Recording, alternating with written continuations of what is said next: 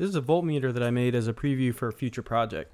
The meter uses the Arduino's analog to digital converter on the analog pin and converts 0 to 5 volts into a value from 0 to 1023. To measure more than 5 volts, you need to use a voltage divider and calculate the voltage in your program. The problem with this is that the Arduino's analog digital converter still only has a resolution of 1024 points, so the higher voltage you want to measure, the less accurate your voltmeter will be. The reason I needed this voltmeter is to make a Gauss meter that measures magnetic field strength as well as the field's polarity, and to do this I needed the Arduino to measure the voltages coming from my linear Hall effect sensor. When I'm done, I'll release all the source code and the detailed schematic.